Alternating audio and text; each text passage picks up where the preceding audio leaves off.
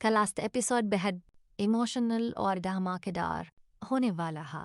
آخرکار ہر کردار کو اپنی غلطیوں کا احساس ہوا، سارے راز کھلیں گے اور کہانی ایک خوبصورت ہیپی اینڈنگ کے ساتھ ختم ہوگا۔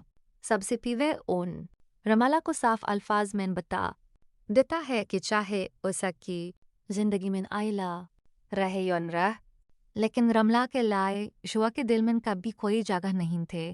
وہ کہتا ہے کہ رمالا نے صرف اسے حاصل کرنے کی ضد کی، محبت کبھی نہیں۔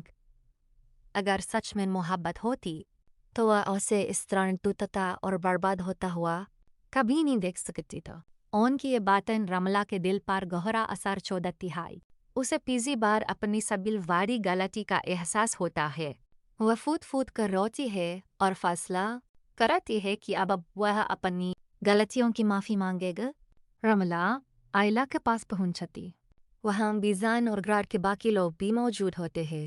رملا ہاتھ جوڑ کر آئلہ سے معافی مانگتی ہے اور کہتی ہے کہ اون نے کبھی اس کا ساتھ نہیں دیا، اس نے ہمیشہ صرف آئلہ سے ہی محبت کی ہے۔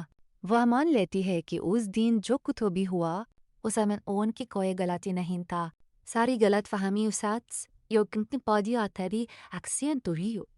وہ آئلہ سے کہتی ہے کہ اون پر بھروسہ کرو اور حوصلے پاس واپس لوٹ جاؤ، کیونکہ وہ صرف تمہارا ہے۔ رملا کی باتیں سن کر آئلہ بھی شرمندہ ہو جاتی ہے۔ اسے احساس ہوتا ہے کہ اس نے اون پر بھروسہ نہیں کیا، جبکہ اون ہمیشہ اس سے کہتا رہا کہ رشتہ صرف اعتماد سے چلتا۔ دوسری طرف سب سے بڑا خلاصہ احتشام کرتا ہے۔ وہ پورے پریوار کے سامنے اپنی ماں پر برس پڑتا ہے اور کہتا کہ آئلہ کے ساتھ جو کچھ ہوا اس کی ذمہ دار اس کی ماں۔ وہ سب کے سامنے قبول کرتا ہے کہ آئلہ کے پیٹ میں پل رہا بچہ اسی کا تھا اور اس نے اپنی ماں کا کہنے پر اس سچ کو چھپائے۔ اس کے بعد احتشام بیزان اور آئلہ کے سامنے گھٹنوں کے بل بیٹھ کر روتے ہوئے معافی مانگتا۔ وہ سویکار کرتا ہے کہ آئلہ کبھی غلط نہیں تھی اور اس سے بہت بڑی غلطی ہوئی۔